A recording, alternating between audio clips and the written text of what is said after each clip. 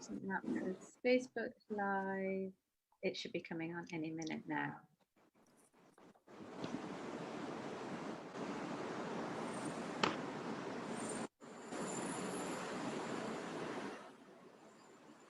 Let's see.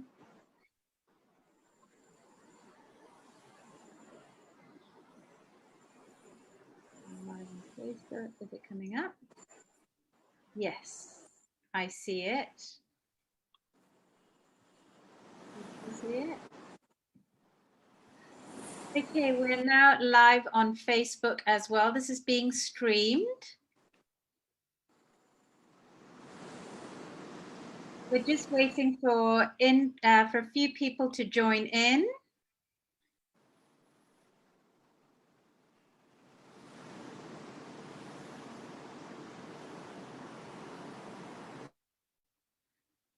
Okay.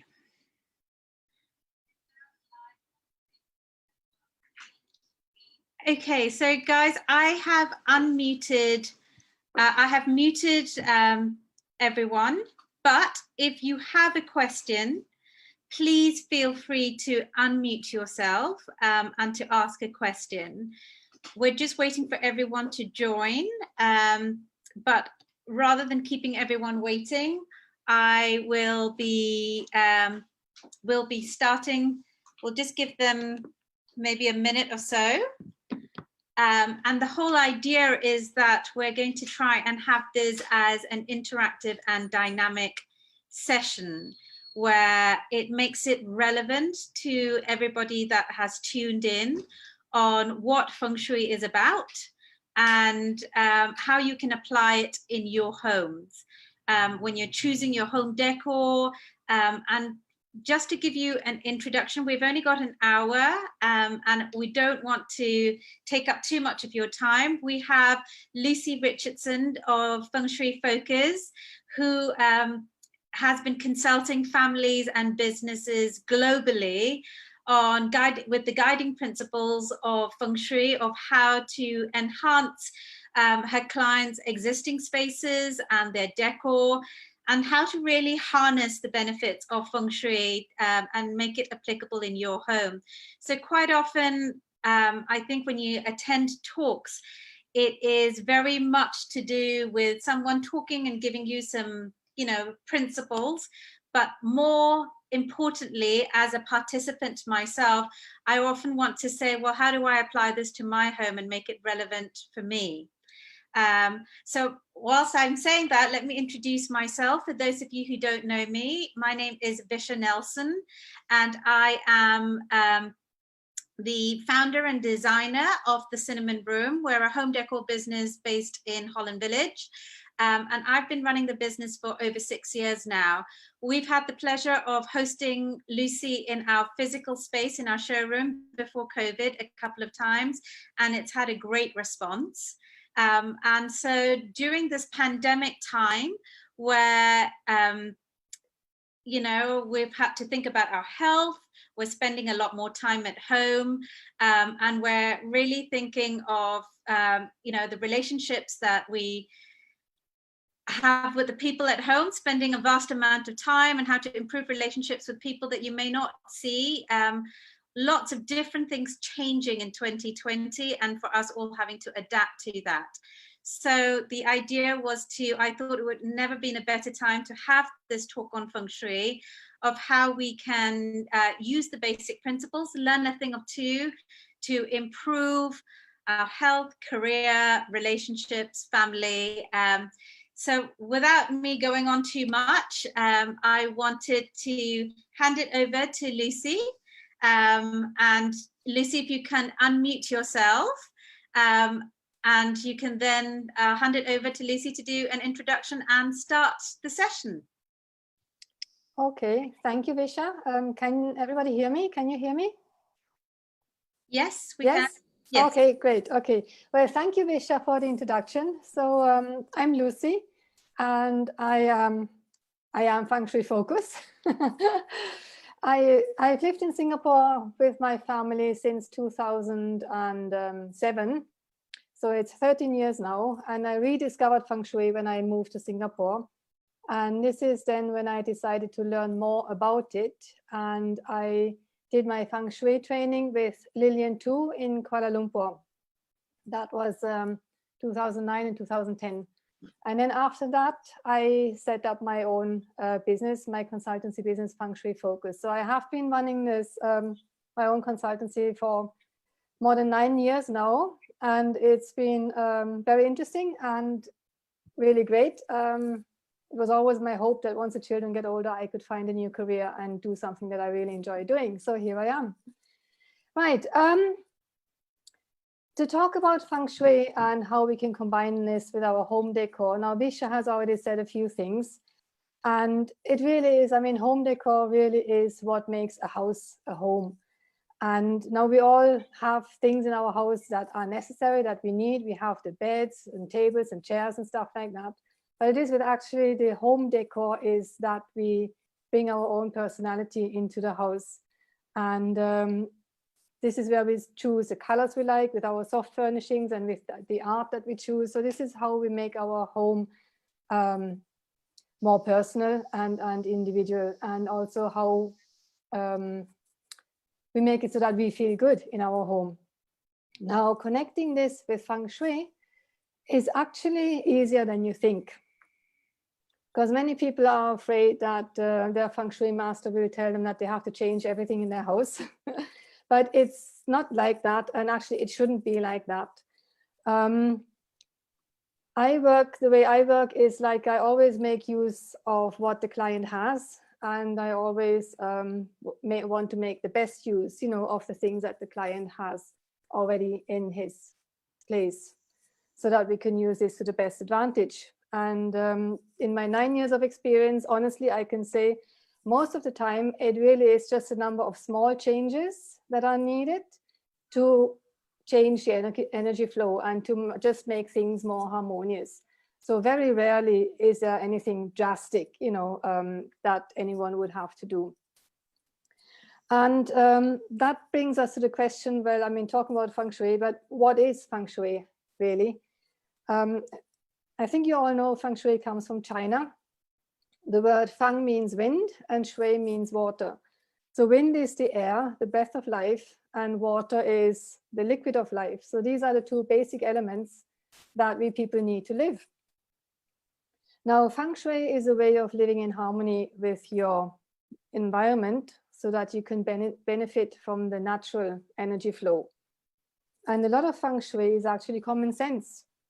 For example, imagine you're choosing a place to build your house. Naturally, you would choose a place with a hill or a mountain behind you so that you feel secure. You wouldn't build your house with a mountain in front of you because that would blocking your view. And also it would mean that you would most likely end your life, running an uphill struggle or banging your head against a brick wall, like symbolically speaking. So a lot of it is common sense. And also by applying Feng Shui in your home, this is where you can then create the balance and a good energy and a harmony inside your living space and inside your working space, so that it will actually support you and that you can create the life that you want to live.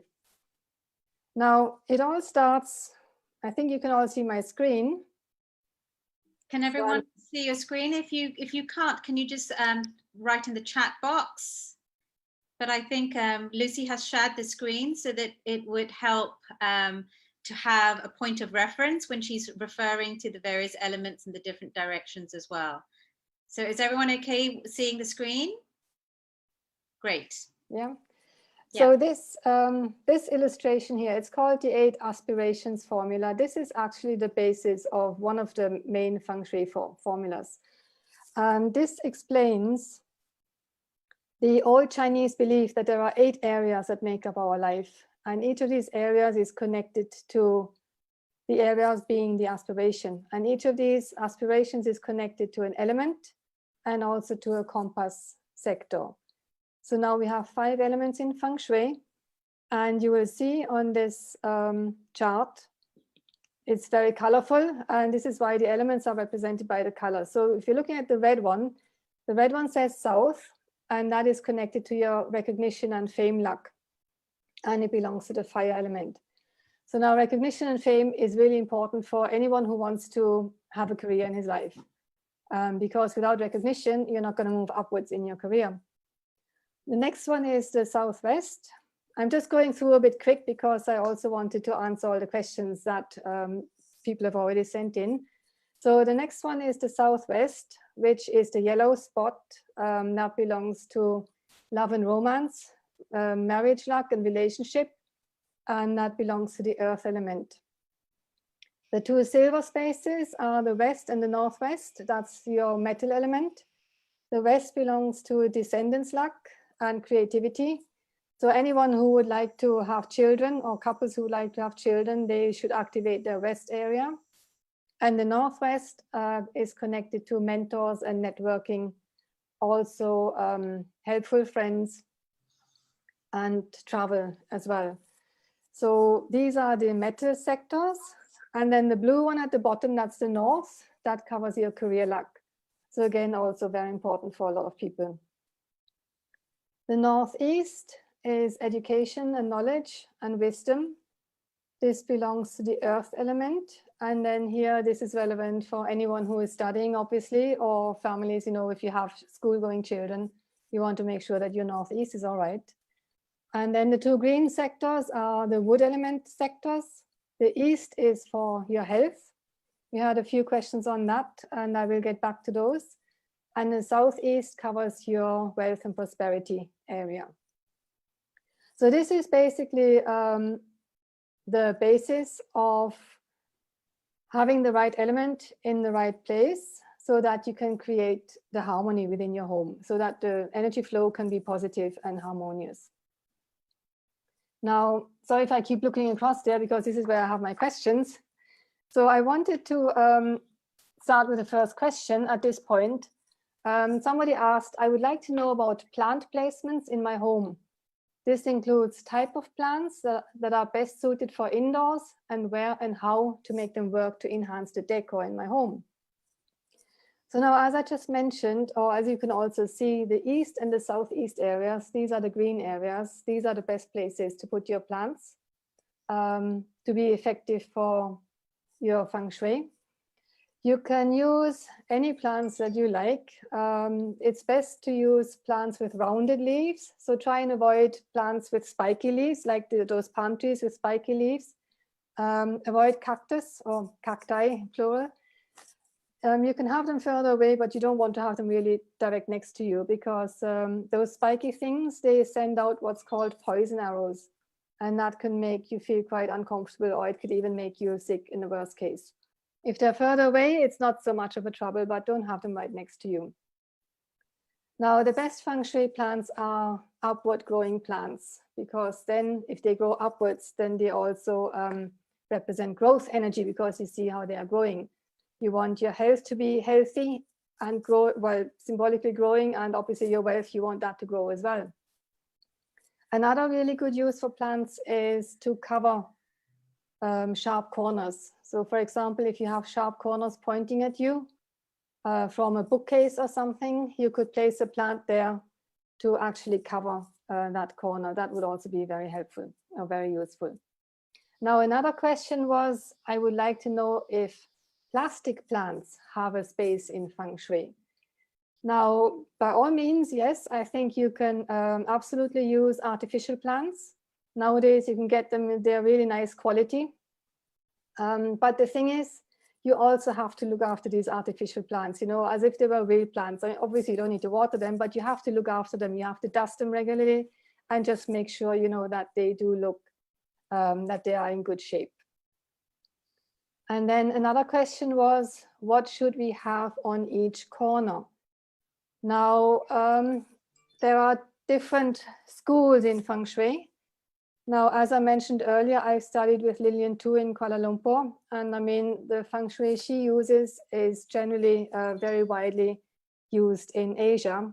I know in the States, for example, they have a different approach. They talk about like front left corner and front right corner and back left corner. And so this is different in the States.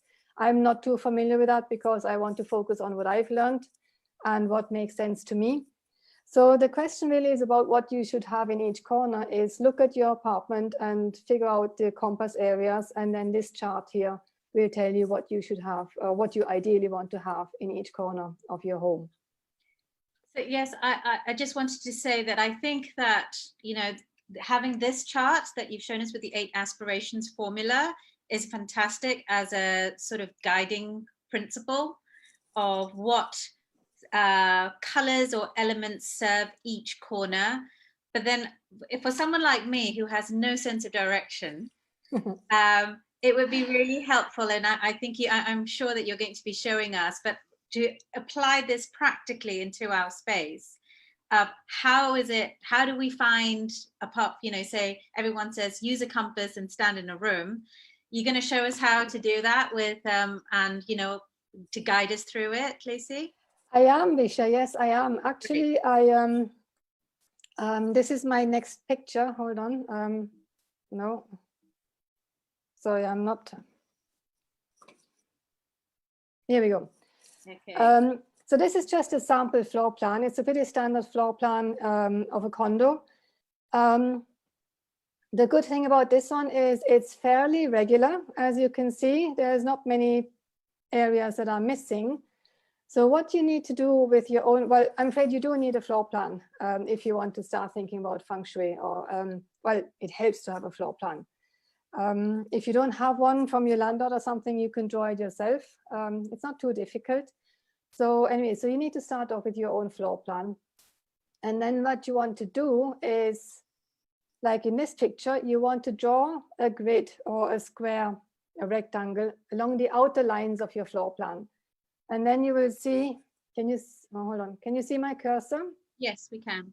Like, so for example, here, there's a few bits missing and there's a few bits missing here.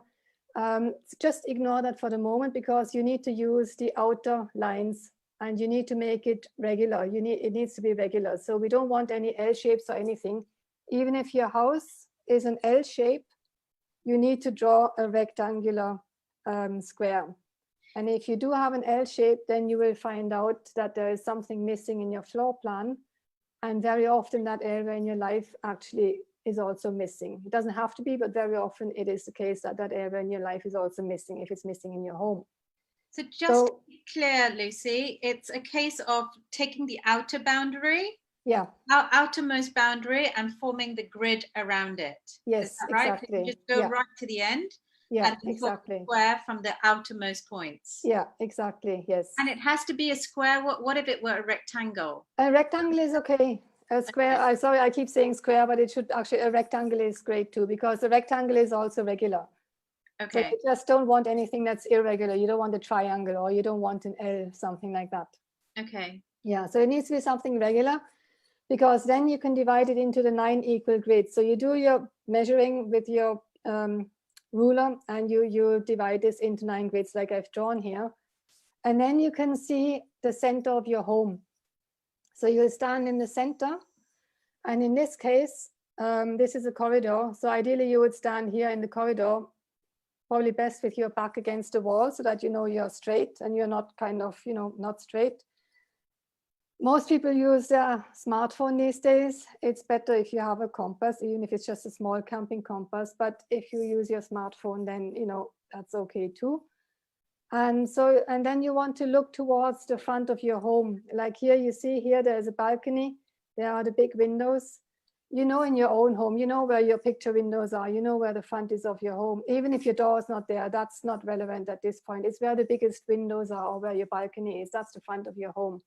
So you stand in your center and you look towards the front of your home, and that's the compass reading that you'll take. So that's the first one, and you write that down. And then it would be good to repeat the same in the living room or just your biggest room and stand in the middle there. And again, you look to the front. And those should really be, you know, more or less the same. They won't be identical, but they should be very similar. And then to double check, I also recommend, here is the front door, that you stand to your own main door. And this time you look out of the main door and you take another compass reading. And then with those 3 readings, you should really be able to figure out, you know, here's my north, here's my northeast, and you can go clockwise and fill in your compass sectors. All right. We've just got a question here from Razia asking, does the grids have to be equal size? Mm-hmm. Yes. Yes, definitely. Yeah, they should be equal size. Yeah. Okay. And Kristen asked to everyone, hi, I did not quite get how the color compass can tell me what items to place where. Can you please repeat or clarify? I think you'll be going into that further on, aren't you, Lucy? That yes, I mean that will keep coming. That will keep coming back throughout our chat. Yes, absolutely. Yeah, I think, Kristen, what Lucy's doing is to just show us the basics of the principles behind it and how to get the measurements, because, or the directions, because it's all going to be based upon this grid. And then she'll then talk to us about how we can actually apply and place things. But for all of you who have registered for this event, we have your email addresses. So we'll be also sending out that color grid that you saw. That would be helpful for you. So don't worry too much about in terms of, you know, jotting it all down, because I think it will make a lot more sense when Lucy talks us through the placement of different items, why you would choose them in terms of colors or elements, after she's gone through these directions. Okay, I hope that answers your question. Okay, Kristen says great. Perfect. Okay. Now, another question that was asked was, can I give any tips to make use of feng shui in small spaces? Now, this one here, what I've just explained, this is the grid placed on your whole apartment. Obviously, you can use feng shui in a small space. You can also apply that grid, for example, just here to your living and dining room. So just imagine this is your studio apartment, for example. If you're talking about a small space, you can just use that and draw the same grid in each individual room if you want, even. So yes, you can do the same. Whatever I'm explaining, you can use it on a big space. It either applies to your east room, like here, there's a whole bedroom in the east, or you can apply it to the east corner here in your living dining room. Okay? Okay, so you're saying that even in a small space, you could stand in the center of it, get various 8 directions, yes, and then say, okay, if east is a particular color, particular element, I'm going to place it there. Yeah. In this corner, even though it's in the northwest grid. Yes. Of the whole apartment. Yeah, exactly. So you can apply it in one small space as well as the larger space en masse. Yeah, exactly. Yes. Wow. Okay. Yeah. Lots of ways of applying it then. We should all be having very auspicious lives after this practice. Yeah, I mean, I didn't want to get into this, but sometimes there are reasons why you actually want to do that. You want to activate certain areas in a small space, because especially if you cannot activate them in a big place, in a big space. Like, for example, in this floor plan still, if you look the east, bedroom 2, there are certain things you don't activate in a bedroom, like your career luck, for example, you don't activate in your bedroom because the bedroom is a place of rest. You don't want to be thinking about work when you go to bed, right? So in that case, you would, career is connected to the north. So you would activate the north in the living room instead of, actually, no, that didn't make sense because the bedroom is in your east. But anyway, but the principle it is, you know, that whatever you're not supposed to activate in a bedroom, you can activate in the small corner in your living space. Right, okay. Okay. I think also there are, if you're living in a condo, there might be an area, if you're taking the outer grid, which isn't your area. Sometimes, it would be a common part, so it'd be difficult for you to place something in that common part. Yeah, exactly. Unless it's a plant, maybe management might say it's okay. If it's something you want to put a water feature or something, but it's not part of your space. So this would be an alternative great way of introducing it in a smaller space, using that direction for that element in your living area, for example. Exactly, yes. Okay, exactly. that makes it very clear. Thank you, That's Lucy. how it works, yeah. So now I wanted to move on. I need to use the mouse. I don't know why the things are not working, but anyway. So this is an example. This is a living room, obvious. This is a very lovely metal sort of feel, that room, and it actually works well. It's not the room, it's not the place from the grid that I just showed you, the floor plan, but that floor plan happened to have the living room in the west, and west belongs to the metal element. Now here you see you've got, you actually want to have all elements around you, but you want to have the element of the sector that should be the dominant element. So this one, I don't know where, this is not one of my clients, I don't know where this is, but I'll put my hand up, it's actually my home. I thought so, but yeah. So this would be, in theory, ideal for a west area or a northwest area, because you can see a lot of metal there. You see the metal sheen, you know, in the rug. And even the sofas, I think they have a metally sort of sheen to it, you know, although it's not a metal color. And you also have, you see the blue chair, there's some water element. You see the coffee table has the metal legs, but it has a wooden top, so there is some wood element. You see a lampshade, there's your fire element, and even in the yellow pillowcases is some earth element. So you see you've got all the elements there, and the dominant element is the metal element. So this would be perfect for your west or northwest area.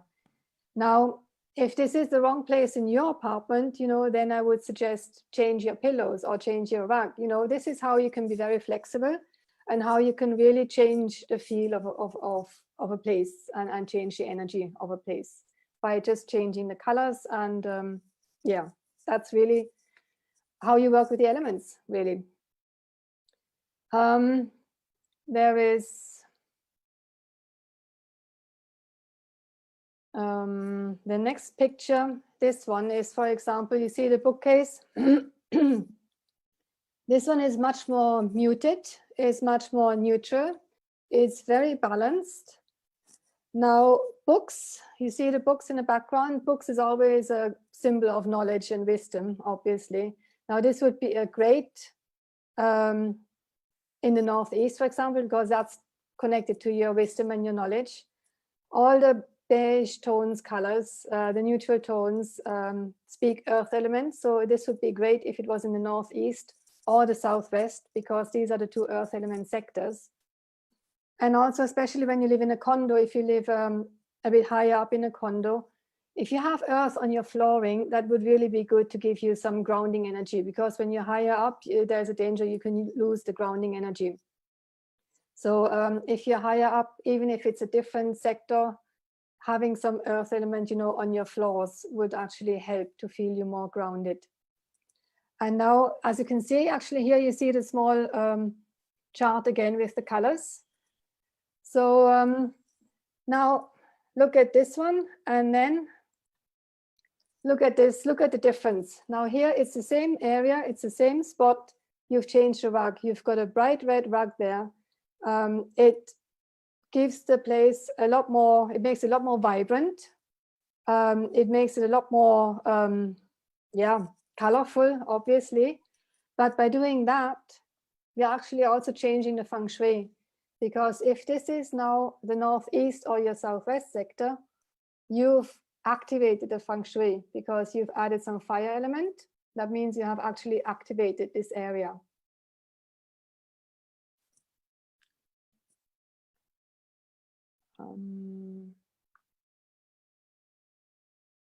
So yeah, and this brings me actually to the next topic, which is the 5 elements. And they have a certain relationship to each other. Now there is, when we activate an area, we want to apply the productive cycle. So now you're looking at this, you look at the red arrows. You see the red arrows? This is the productive cycle. So it goes like this: fire produces earth element in a way that when you, at the end of a fire, you're left with ash, and that becomes earth. So fire produces earth. Earth produces metal. Think about all the gold and the precious stones and the jewels that are found in the earth, which is considered metal. Metal produces water, in that when you melt the metal, it becomes liquid and it's like water. Water produces wood, that's very easy. You water the plants so that they grow, and wood produces fire. So wood, you add wood to keep the fire going. So this is how you then activate the certain areas you want to activate, by using the producing element. Could you go into the detail of when you say you activate to make it a productive cycle that goes in the circle? Yeah. So like in the previous image of the two different rugs in that space, the library space, you said that it was activating because we introduced red into it. But that was going the opposite direction because the previous image was an earth element. Yeah, but fire produces earth. The productive cycle. So when it's activated, does it have to go in one direction, or can it be in the opposite direction as well? No. The opposite direction is called the exhaustive cycle. And this is when you have bad energy somewhere and you want to exhaust it. You want to subdue the bad energy. That's when you use the exhaustive cycle. But you have, with changing the rug, you've added fire. Fire produces earth. This was on the assumption that this is an earth element sector. I mean, I don't know, but it's just, but it was a good example because we had the identical pictures with a different color rug. So just assuming this is an earth element sector, which was very harmonious and perfect as it was, all in the beige and earth tones. When you add the red rug, fire produces earth, so you're activating it. Right, okay.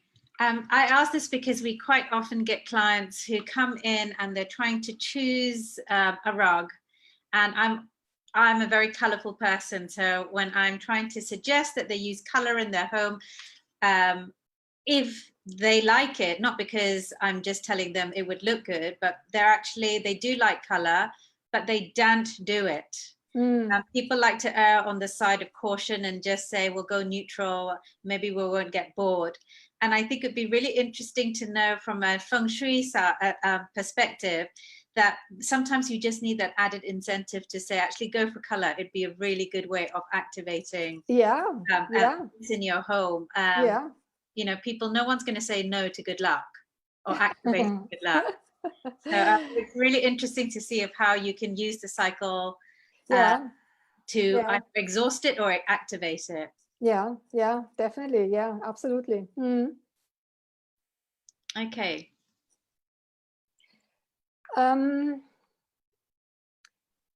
Actually, there was also, this is similar to another question we had. There was a lady asked, I'm very interested to find out how Feng Shui can be decorative.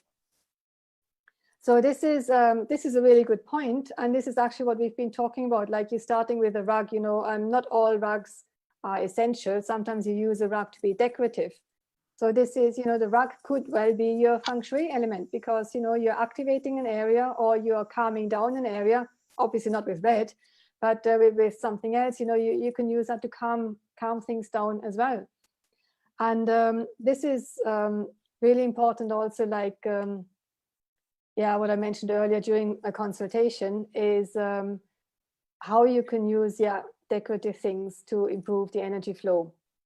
And then soft furnishing is another good example that you can use. Like, I mean, cushion covers, you know, add some cushions or change the colors of your cushion covers. It's so easy to do, but you can get pretty ones rather than just useful and functional ones, you know. So this is how you, how, in my opinion, Feng Shui can be totally decorative without putting things, you know, without putting actually objects there. I mean, that can be another part as well.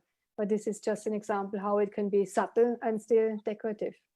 It's interesting you say that, because I had a client where we helped them do up their living area. And when I walked in, they had an amazing view of the sea.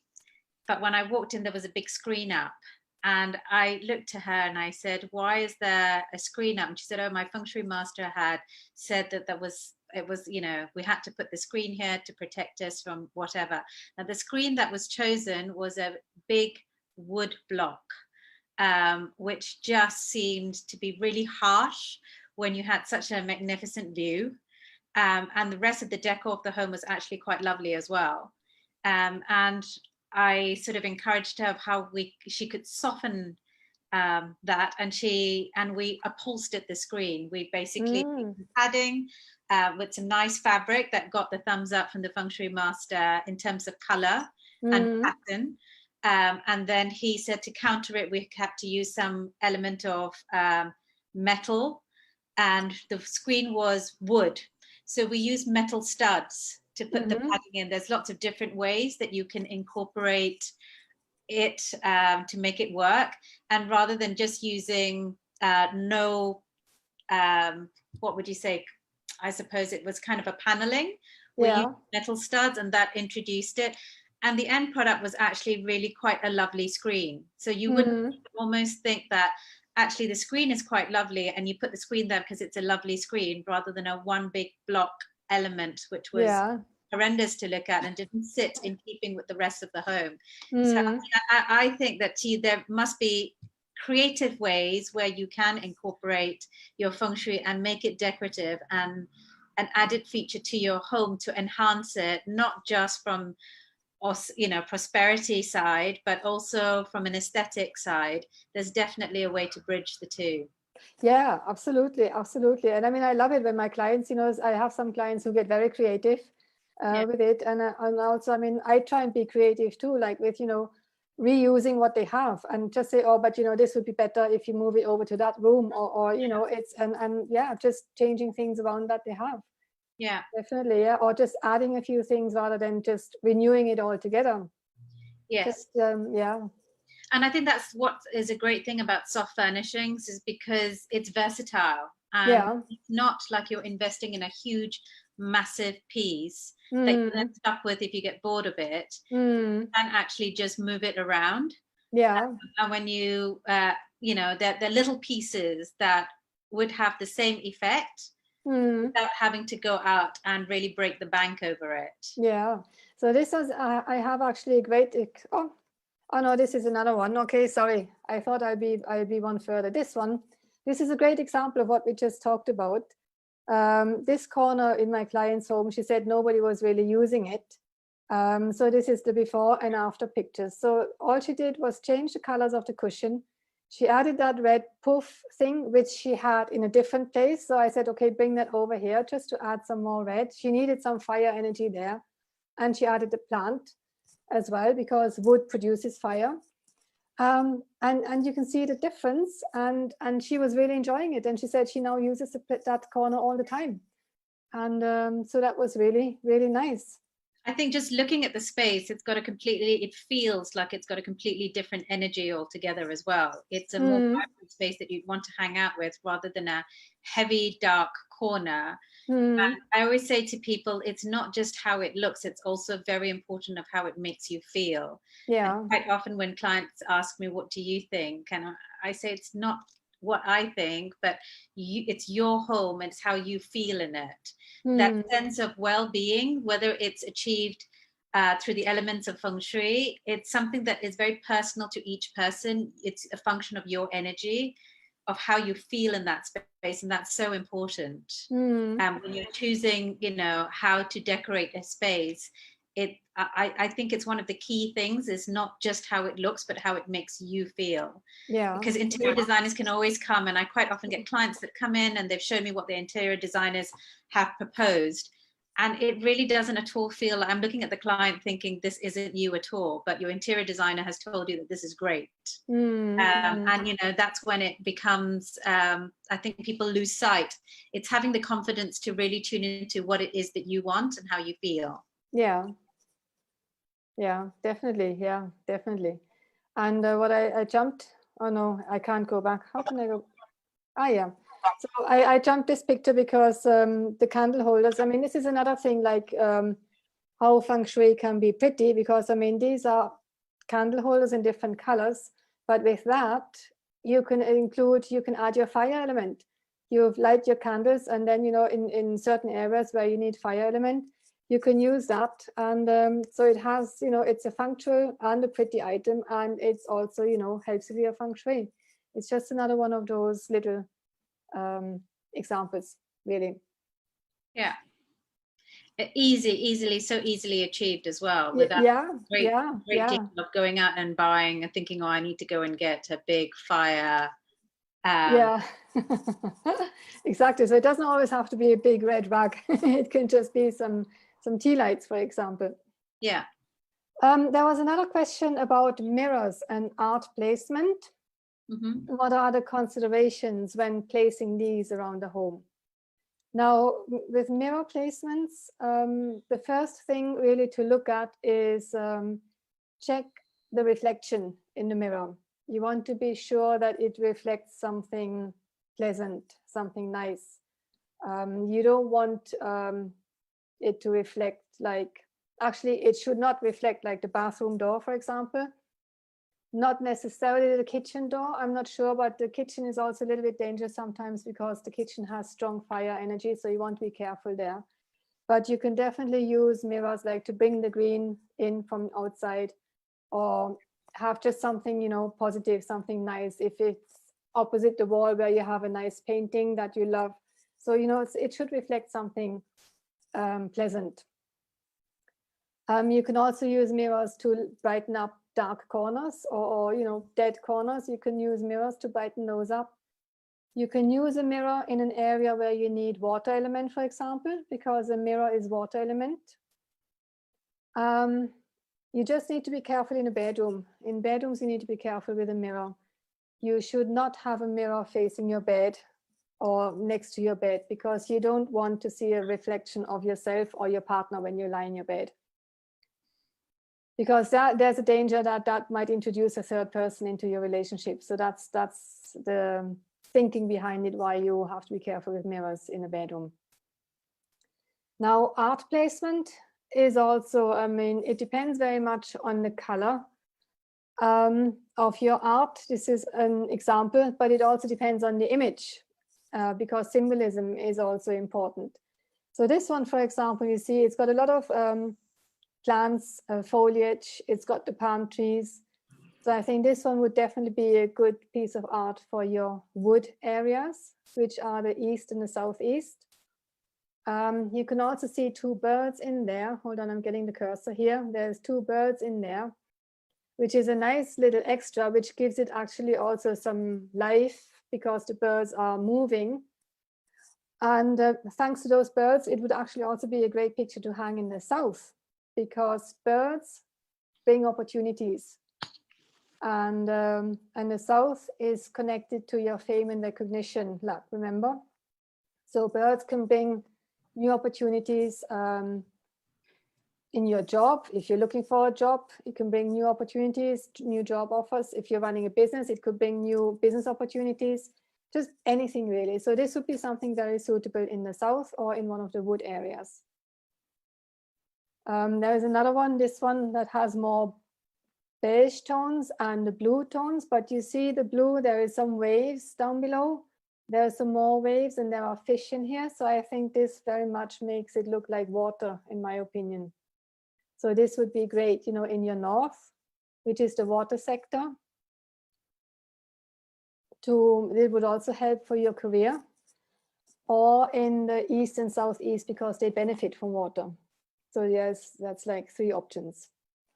And again, it doesn't have to be in your southeast room. It can also be in the southeast corner of your living room or of your dining room or of your office, for example, as well.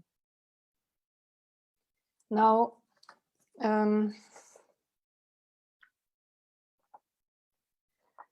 coming back, there was a question, another question about mirrors, saying, can you add a mirror in the dining area? Definitely, absolutely, you can. And it goes on to say, which is better, directly facing the balcony or facing the main door? Now, you never want to have a mirror facing your main door. So that's a big no-no, because if you have a mirror right opposite your main door, the mirror reflects the energy that comes in from your main door and it pushes it straight back out again. So you don't want to do that. A lot of people like having mirrors in the dining room to reflect the dining table. Because when you have your food on your table, that's another way of not expressing your wealth, but I mean, if you have a lot of food, you know you're well off, and having a mirror to reflect the food will instantly double the food and like double your wealth, so to speak. So this is a very Chinese way of thinking, but it's definitely one place. The dining room is a good place to hang a mirror. And then another question from the same person was, where should you place an aquarium, in the living or dining area? Now that's an interesting one. Obviously an aquarium is water, and an aquarium is actually a very, very good feng shui tool. Water is very powerful. And again, you want to place an aquarium in an area that benefits from water.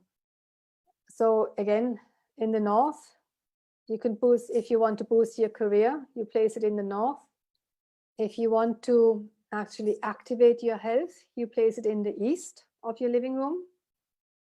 Or if you want to activate your wealth and prosperity, that's the most common use really, where people place their aquarium, you put it in the southeast. So these would be the 3 best places.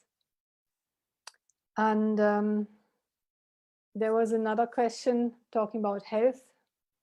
Which corners of the home area are for health and how to enhance them today? And the same question is for wealth and financial stability. Now, if you remember, I've got the small chart again down here. The health is connected to your east sector. So the east, like I mentioned earlier, is where you want to have plants. So you can enhance, strengthen your health luck with plants, but not in a bedroom. So if the east is in your bedroom, sorry, if your bedroom is in the east, same thing really. So if your bedroom happens to be in the east, you can use wooden furniture, or you can use green bed linen, for example. So again, it's very easy to enhance your health luck. If your east is in the living room, you can obviously add plants, or you can paint the wall green if you want, but it doesn't have to be so drastic. So just using green soft furnishings will be good, and wooden furniture. Again, you want to avoid the spiky plants. And then, especially because the question said, how do you enhance them today? I was wondering whether that's a hint to our troubled times at the moment. A lot of people are concerned about the health. So you also want to look at the energy of the year, because there are big changes every year in the energy. Some of you know me, so you know that I'm doing every year at the beginning of the year, I'm doing a talk about the energy of the coming year. And this year, for example, you also need to look out for your south area, because there's a so-called illness energy is in the south this year. So you also want to look at your south and make sure your south is harmonious, and you should have a cure really in your south also to protect your health this year. Sorry, Lucy, can I just quickly ask, and maybe I missed this earlier, why would you not have plants in the bedroom? Because I see a lot of clients that do have plants in the bedroom, and they I know they are good to cleanse the air, and but they actually also take away your own oxygen when you are in the bedroom. When you're supposed to replenish your own energy, the plants actually take away from that. Is there a way of countering it? Because I was recently at a client, and actually she wouldn't let me have a photograph of the space until she put the plant. And she showed me a picture of the bedroom corner with the plant and without the plant. And I have to say that the plant really did enhance the room. So if you did really think that that was the case, is there a way to counter it? Or would you just big no, like you've said, that the mirror faces the doorway? Yeah, it's better not. It's better not. I mean, if it's a big room, it might be all right. It might not disturb her so much if it's a big room. But if it's a smaller room, then I would really prefer to remove the plant. Okay. Yeah, that makes that's interesting. I'll slowly, gently let her know then. But you know what? I mean, if she really wanted something green there, she can also use a picture then, use a picture of a nature scene, something green. Yeah. For example, that would probably be an alternative, that I would suggest. if Yeah. it's the right place, you know, for that sort of energy, for that element. Okay. Right. And health, yes. And then also, actually, this is almost the last question. The same question was about wealth and financial stability. So I'm going to move on to the next picture, because I really love this one. I wish this was my house. This is, you know, I mean, you see, it's very, again, it's a very neutral room. It's very harmonious. It's very muted as well. But imagine this is, since we're talking about the wealth, imagine this is your southeast. And then you've got the green elements. You have the green cushion covers, and also here you have some green cushion covers. So even if it's not much, you have the neutral basis, which is the furniture you chose because you like it.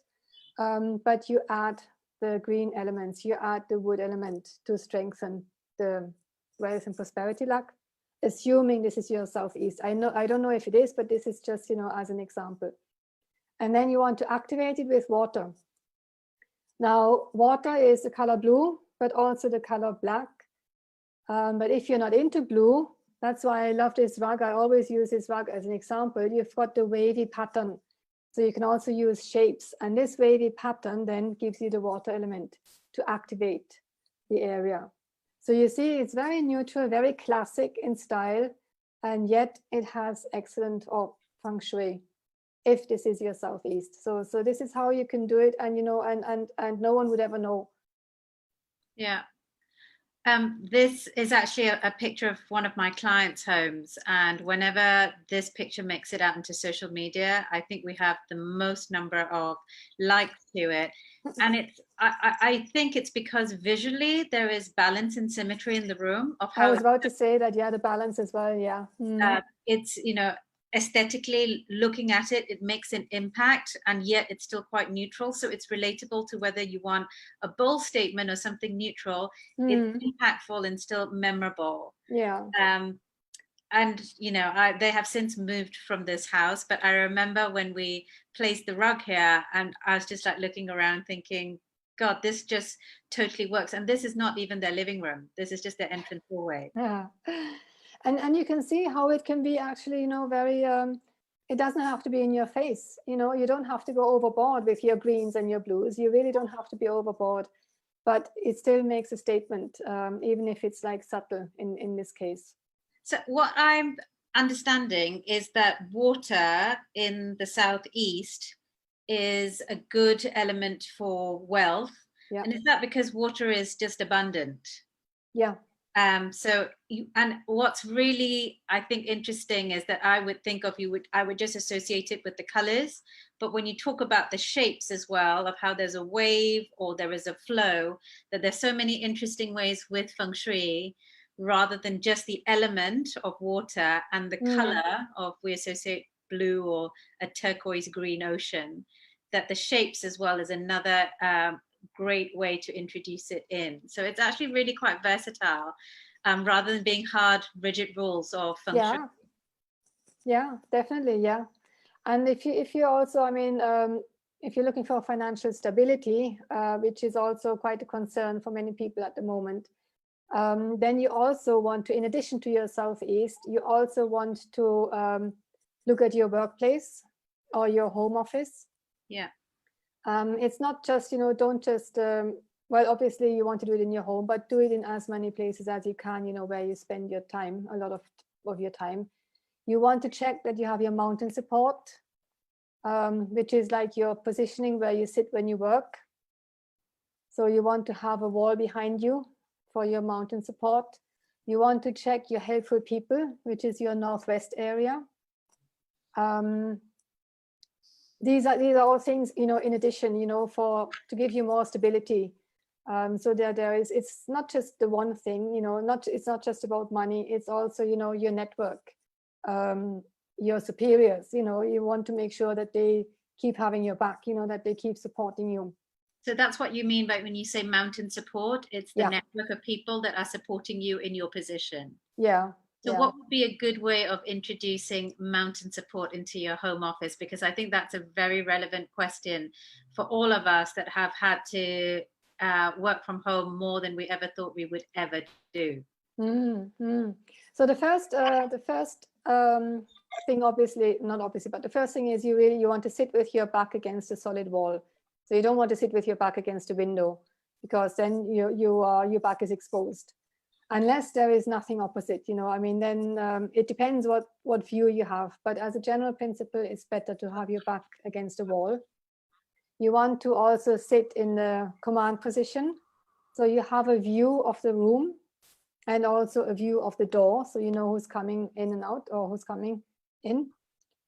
The mountain support is also like on the wall behind you. You can hang a picture with a mountain, a physical mountain picture, because mountain that's the support. A mountain also represents the earth element, which is very nurturing.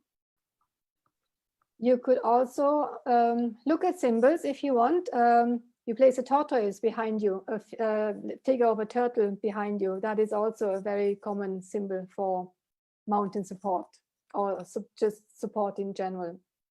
Did I hear right? A turtle. Sorry, a turtle, yes. A turtle. Yeah. How is the turtle supportive? Because it's got that hard shell. Yeah. And it's the shape of a hill. It's the shape of a mountain. Okay. Right. So that might explain why there's a lot of, in Chinese calligraphy, there's a lot of images of mountains being painted.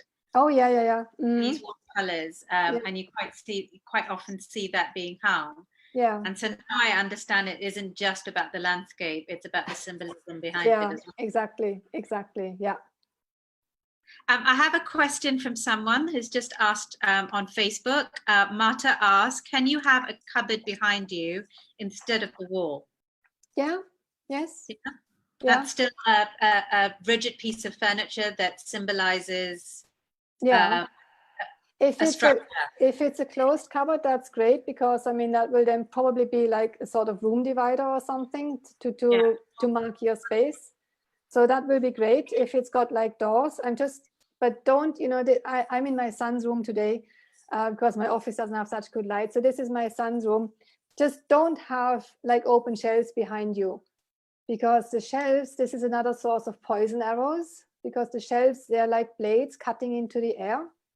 So this is something you should not have behind you. But if it's a cupboard like with closed doors, that's perfectly fine. Or even the back side of a bookcase, for example, if it has a solid back, you could use that too. Okay, I think it's really interesting, because now I think everyone's just adapting to whatever space they can find. Yeah, yes. It's not like we've been dedicated a room. I know so many people have lost their guest rooms because, one, they can't have guests, and two, they've had to double up any desk that is available to work from. And so I suppose it's, again, going back to that grid that you showed us with all the color elements of how we can then counter it if we are forced and you don't have, I know I've been to a client's recently where his chair faced a doorway.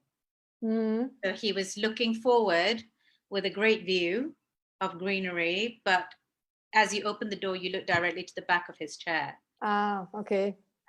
So for someone like, I think that's also quite common, because we're now sticking tables anywhere we can. Mm.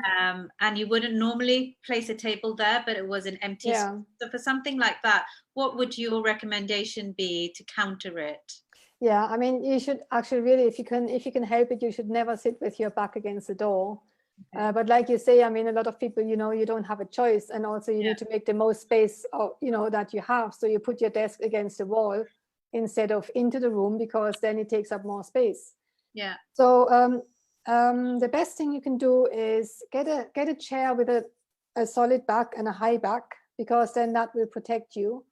Oh, okay. And also it's very simple. You can place a mirror on your desk so that you can actually see the door behind you, so that at least you're not surprised by someone coming in and creeping up behind you, basically. Okay, so the actual reasoning behind not having the chair facing the wall, the doorways, that you don't know what's heading towards you. Yeah, and also, I mean, you're in a vulnerable position. You know, someone could come up behind you. I mean, I know it's extreme, but you know, someone could come up and knock you on the head. You know, behind you. You don't know what's happening behind you. Yeah. So you want a solid back, a tall back if you can. What you can also do actually is you can hang a hanging crystal in the doorway. Okay. Oh, I've seen that. I've seen that quite often and wondered what that was about. Yeah, I mean, okay, that will not stop people from coming in and walking up behind you, but at least also the thing is you have a lot of energy coming in through the open door. So you don't want to be in a direct path of the door. And hanging the crystal there, that will then, you know, distribute the energy. It goes, you know, everywhere. Yeah. And it will also slow it down a bit. Yeah. Okay. I think we're actually coming up to the hour now, Lucy. And I know you've all given us your time and joined in. Was there anything a lot more? I think you've covered most of the questions. Actually, there is one more question I just found. Okay. If anyone's into, I don't know if the lady is here, but she asked, Feng Shui is international. She sounded surprised.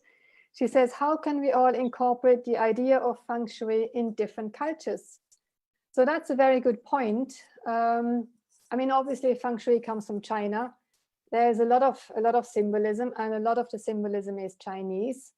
But I think each culture has their own symbolism. And when you're familiar with the symbols a little bit, you know, you can easily replace symbols of things from your own culture. First of all, I mean, like we talked a lot about the colors and the elements. I mean, that's universal. You see, that applies to everyone. Yeah. And when we talk about the symbolism, for example, you can use a figure or a picture of Ganesha, the elephant god, instead of a Buddha, for example. You know, if you, or you can use, there is a Hamza hand for protection. Like if you're more into the Arabic culture or the Muslim culture, there's an evil eye which you can use for protection. Instead of the Feng Shui symbol would be a blue rhino. Now, who likes, you know, not many people like a blue rhino or a blue elephant. So you could use an evil eye, which is the blue thing with an eye in the middle. You've probably seen it, it's from the Middle East. So, you know, there are lots of symbols that can be replaced, you know, that can be replaced. And also, I always mainly try and work with colors and elements, because this is really what most of my clients want.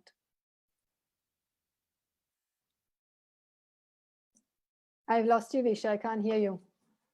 Sorry, Sandra just commented and she says that she loves blue rhinos. Oh, that's good.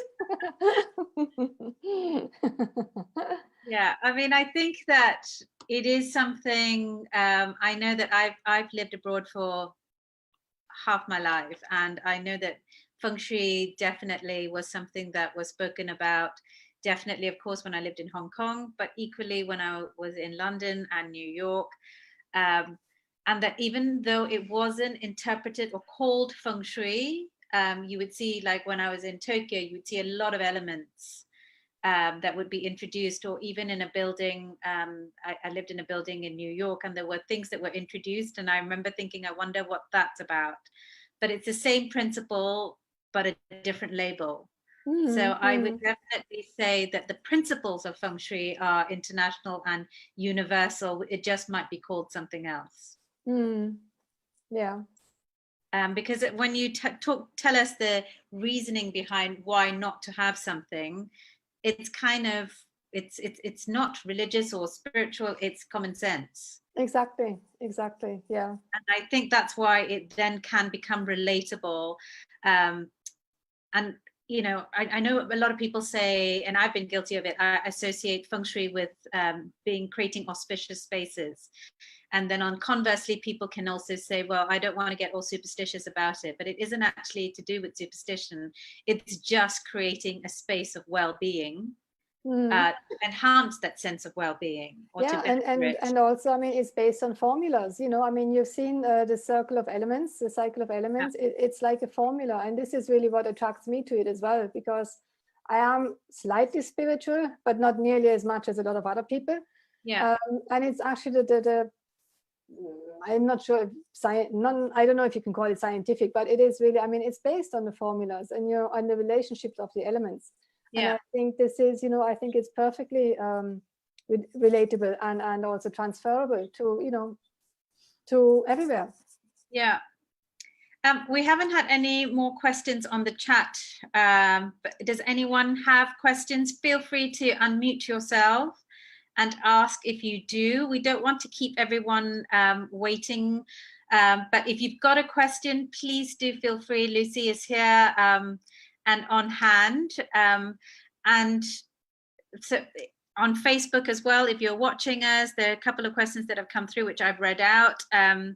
Natalie says that she loves the idea of using color to feng shui a space. But anyone else for any other questions? Otherwise, we will wrap up. But I think it's been a really useful exercise to just introduce the basic principles of feng shui. And I know that Lucy does lots of private home consultations, and you were doing it even over COVID, virtually, weren't you, Lucy? Yeah, yes. Because I think essentially what you need is a floor plan, and then you drop the grid and you exactly, yes, and some pictures of the home. People have actually started sending me videos, so they've made little videos, you know, going through the house and send me videos, which is even better than the photos. Yeah. Or I've also had, you know, meetings on not Zoom, but we used whatever, you know, like WhatsApp, you know, even that is good enough to, and they just walk me through the house. So I mean, it's all possible. Yeah, I think we've all had to become a lot more innovative, and I've had the same, that I've had a lot of clients show us videos rather than pictures. Walk through the house, and then you actually get a feel for the space as well. And when you take a photograph, you're only taking it from a certain angle, right? When for a video, you see what else is around the room. So I know that Lucy is definitely available for feng shui consultations, advice. If no one has popped in any questions, a few thank yous to say that it's been informative, which has been great. I've sat in on this session. I think this is my third or fourth time, but I've always learned something new. And actually for me, doing this virtually means that I can sit and actually listen more so, rather than being distracted in a room when I'm trying to host everybody. So I've actually learnt more in this session than I have with the physical session. So that's another great thing about the new dynamics that we're in. Kristen says she's always been curious of feng shui. This was a great kickstart for a beginner like me, and I will try to incorporate in my condo. Thank you. So I think that's, you know, the purpose of this is also to make it dynamically interactive and practical. There is so much information out there on every aspect, whether it's home styling tips or feng shui, but the essence of it only really works when you start to apply it practically into your space. It's like reading a book, but not actually, you can read how to drive a car, but until you actually drive a car, it doesn't work. So I hope you've all had a great insight. For those of you who have registered, and for those of you who are watching on Facebook Live, if you haven't registered, but it's just been easier for you to click onto Facebook Live, I know we've had viewers, just feel free to send us a DM if you've got any questions, or write it up in the chat when this is streamed, when you're watching it in the replay. And Lucy and I will endeavor to get back to you with your questions. And as we've said, I think you're also doing an offer to all of those who have tuned in today. I am actually, yeah. So everyone who was here today, if you are interested in a home consultation, I will be happy to give you $100 off the fee. So you can just email me and, you know, tell me you were here today or you watched on Facebook, and then I will be happy to give you a $100 discount. If you just have any questions, you know, I mean, obviously just a general question, whatever that you wish you'd ask today, but we ran out of time or you didn't think of it after. So please feel free to email me with any questions or comment, like Visha said, you know, on the Facebook post. Yeah, and we've tagged Lucy in all the marketing material that has gone out, so you'll have access to her Facebook and Instagram pages as well, and you'll be able to get her details from that. And she also was CC'd in the reminder that you all got. So lots of ways of getting in touch with Lucy if you need more advice or private home consult. I hope you have found it useful. Many of you have very kindly written to say that you have. And it's been a pleasure hosting you, Lucy, again. Thank you for a great insight. As someone said, you demystified Feng Shui for me, and that's from Natalie. That's great. So yes, thank you all for joining us and for giving up an hour of your day to learn some tips on how to improve your spaces at home using your home decor.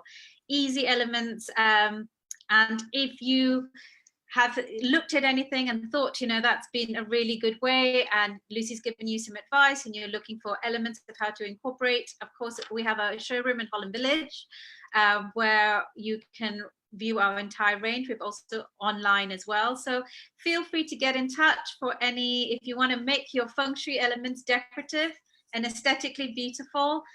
Both Lucy and I are on hand to help you with that. So thank you all. I've enjoyed having you, and thank you, Lucy. Thank you, Visha, and thank you all for joining us today. Thank you. Okay, brilliant. Bye all. Enjoy the rest of your evening. Okay, bye. Bye.